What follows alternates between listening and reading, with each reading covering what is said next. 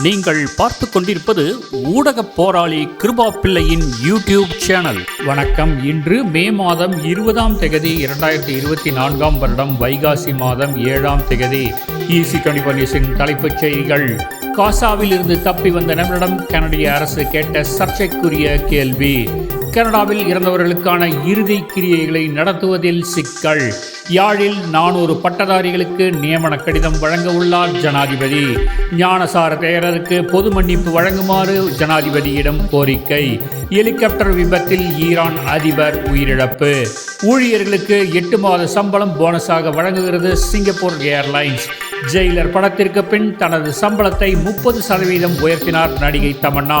இனி EC24 நியூஸின் விரிவான செய்திகள். காசாவிலிருந்து தப்பி வந்த மருத்துவத்துறை பணியாளரிடம் கனடிய அதிகாரிகள் கேட்ட கேள்வியால் சர்ச்சை எழுந்துள்ளது. காசாவிலிருந்து தப்பி வந்த மருத்துவத்துறை பணியாளர் ஒருவருக்கு கனடிய புலம்பெயர்தல் அலுவலர் ஒருவர் அனுப்பிய கடிதம் ஒன்றில், நீங்கள் எப்போதாவது ஹமாஸ் ஆயுத குழுவினரில் யாருக்காவது சிகிச்சை அளித்தீர்களா என்றும் உங்கள் பதில் இல்லை என்பதாக அமைந்தால் பின் விளைவுகள் எதையும் சிந்திக்காமல் உங்களால் எப்படி அவருக்கு சிகிச்சை மறுக்க முடிந்தது என்பதை கூறவும் என கேட்கப்பட்டுள்ளது. அவர் அந்த கடிதத்தை கெல்லி எனும் புலம்பெயர்தல் சட்டத்தரணியிடம் காட்ட அந்த கடிதத்தை கண்டு தான் அதிர்ந்து போனதாக தெரிவிக்கிறார் கெல்லி. காரணம், போர் நடக்கும் இடத்தில் காயம்பட்ட ஒருவருக்கு மருத்துவ பணியாளர் ஒருவர் சிகிச்சை அளிக்க மறுப்பது ஜெனீவா ஒப்பந்தத்தை மீறும் செயலாகும் என்கிறார் கெல்லி. அரசின் இந்த செயல் மிகவும் மோசமான செயலாகும் என்று கூறும் கெல்லி, ஏற்கனவே விசாவுக்கு விண்ணப்பிப்போரிடம் மிகவும் அந்தரங்கமான கேள்விகள் கேட்கப்படுகின்றன. இந்த கடிதமோ அதைவிட அதிர்ச்சியை ஏற்படுத்துவதாக உள்ளது என்கிறார். இந்த விடயம் பெரும் கொந்தளிப்பை ஏற்படுத்தியுள்ள நிலையில் இது குறித்து விளக்கமளிக்க புலம்பெயர்தல் துறை அமைச்சர் மார்க் மில்லரை கேட்கலாம் என்றால் அவரை சந்திக்க முடியாது என ஃபெடரல் புலம்பெயர்தல் துறை கூறியுள்ளது. கனடாவில் இறந்தவர்களுக்கான இறுதி கிரியைகளை நடத்துவதில் மக்கள் சிரமங்களை எதிர்நோக்கி வருவதாக தெரிவிக்கப்படுகிறது. இறக்கும் உறவினர்களது இறுதி கிரியைகளை முன்னெடுப்பதற்கு போதிய அளவு பொருளாதார இயலாமை காரணத்தினால் மக்கள் தங்கள் நேசத்திற்குரியவர்களை சடலங்களை உரிமை கோருவதில்லை என தெரிவிக்கப்படுகிறது. இறுதி கிரியைகளை நடத்துவதற்கான செலவுகள் தொடர்ச்சியாக அதிகரித்து செல்லும் போக்கு பதிவாகியுள்ளது.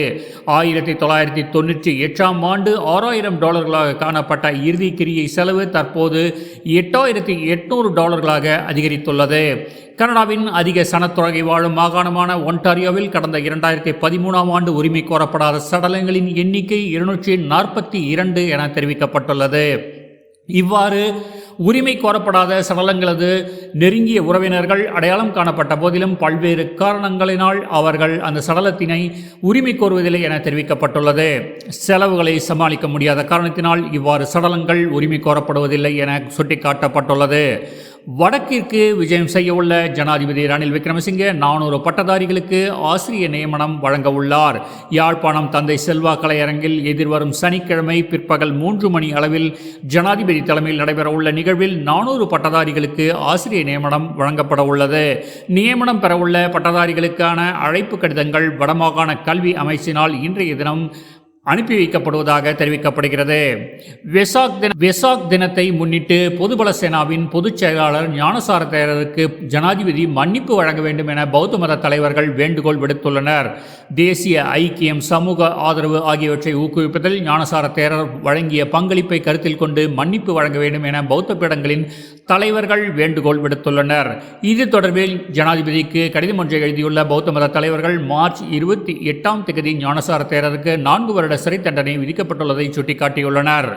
ஈரானின் வடமேற்கு பகுதியில் நிகழ்ந்த ஹெலிகாப்டர் விபத்தில் அந்நாட்டின் 8வது அதிபர் இப்ராஹிம் ரைசி உயிரிழந்தார். ஞாயிற்றுக்கிழமை அசர்பைஜான் எல்லையில் உள்ள கீஸ் கலாசி அணையை திறந்து வைத்த பின்னர் ஞாயிற்றுக்கிழமை ஹெலிகாப்டரில் அவர் தப்ரீஸ் நகருக்கு சென்று கொண்டிருந்த போது இச்சம்பவம் நிகழ்ந்துள்ளது. இதில் அதிபருடன் பயணித்த வெளியுறவு அமைச்சர் ஹோசோன் அமீர் அப்துல்லாஹியும் உயிரிழந்தார்.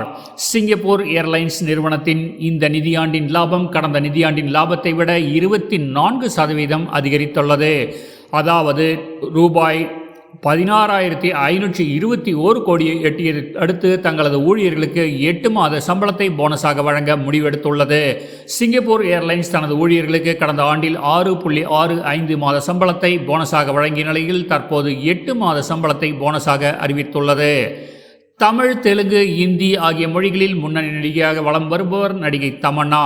இதுவரை 75க்கும் மேற்பட்ட படங்களில் நடித்துள்ளார். 2005ஆம் ஆண்டு சந்த் ஷா ரோஷன் ஷெரா என்ற படத்தின் மூலம் பாலிவுட்டில் அறிமுகமானார். 2006ஆம் ஆண்டு கேடி படத்தின் மூலம் தமிழ் திரையுலகில் கால் பதித்தார்.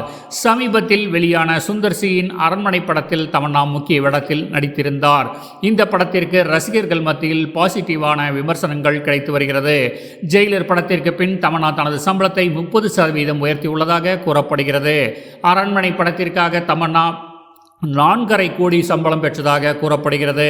ஜெயிலர் படத்திற்கு அவர் 3 கோடி ரூபாய் சம்பளம் வாங்கியதாக கூறப்படுகிறது. எனவே 3 கோடியுடன் ஒப்பிடுகையில் தமன்னா தனது சம்பளத்தை 33.33% உயர்த்தியுள்ளார். எனினும் இது பற்றி அதிகாரப்பூர்வ தகவல் எதுவும் வெளியாகவில்லை. மேலும் இந்திய செய்திகள், கனடிய செய்திகள் மற்றும் சினிமா செய்திகளுக்கு எங்களுடன் தொடர்ந்து இணைந்திருங்கள். நன்றி. செய்திகளை உடனுக்குடன் தெரிந்து கொள்ள எமது இணையதளமான easy24news.com இணையதளத்தை பார்வையிடுங்கள்.